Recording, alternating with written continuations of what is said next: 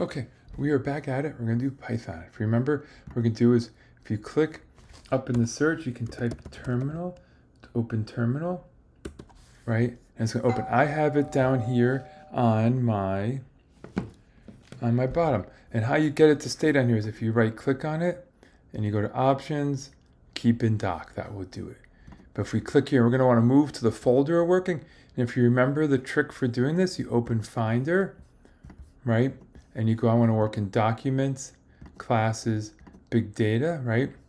So if we want to do this, I'm going to type CD, and then I'm going to drag this over here, puts it right in, hit return, pwd, ls, we're all good. And now I can do uv run Jupyter Lab, right?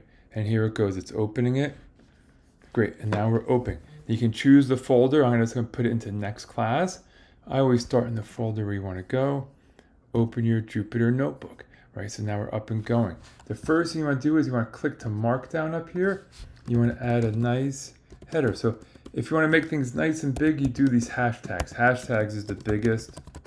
One hashtag, two is next, right? I'm going to hit return, right? Let's get back. That's bad spelling. I'm going to put my name so it looks good. Brian, I'm going to put my middle initial in bold.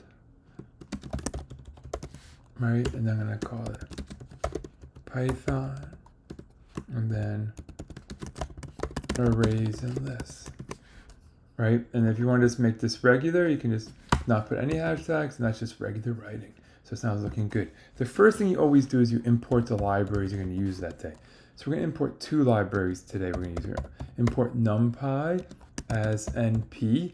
So that's like doing a lot of numerical work. So numbers in Python. Then we're going to also import matplotlib.pyplot as plt. This is how we do our graphing. Then you hit Shift Enter. And see how this fills in up there? That fills in when it's running, and it ran. So that means it imported these libraries we'll need. Now, the first thing we're going to do is we're going to make a new list. We're just going to do a Python list. In this, you put new list, what we named it, equals square brackets. Then you can put anything in this, a number, a decimal, words and quotes, and you run it. And if you type new list, you can see it's in the memory, etc.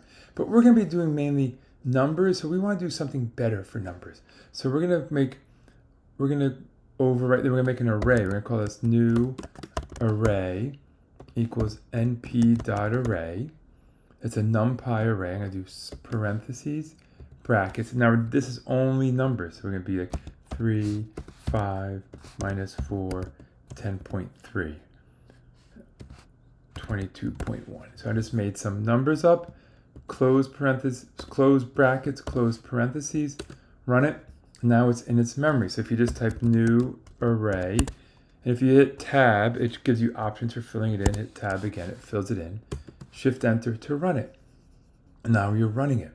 Now I'm going to show you something that's if we want to get at each item in this array, you're going to type new array, square brackets, 1, right? We're going to look at the number 1 item. Now run Shift Enter. Oh, look, I did a typo. So we can actually just go fix this, fix it, hit Shift Enter. But that's a 5. So the number 1 item is a 5. What actually happens in Python, it starts counting from 0. So if I go back up here and put in 0, now put 0, hit Shift Enter, and see now it's the 3. So it's the 0th item. So it goes 0, 1, 2, 3, 4. So put in number 4, right? And it gets that. Now if you want to do from a start stop, so what's really doing when you type new array, I'm going to make this markdown. I'm going to make this, I'm going to insert a cell above, make it markdown. And so what it does is it really do for arrays, you do start, colon, stop, colon, skip, colon. This is how they work, right? So let's see if we can do this. So if we do the new array, 2 to 4. I thought we'd do from 2 to 4. So we're going to make sense of this. So it's 0 is 3, 1 is 5, Number 2 is -4, so that's perfect. 3 is 10.3. But in Python, it always stops 1 before. Since you start your numbering at 0, you stop 1 before. So that's why it gives you 10.3. Right? So now we could do now 10 to 5, skip every other, and see what it does. See, it does it correctly.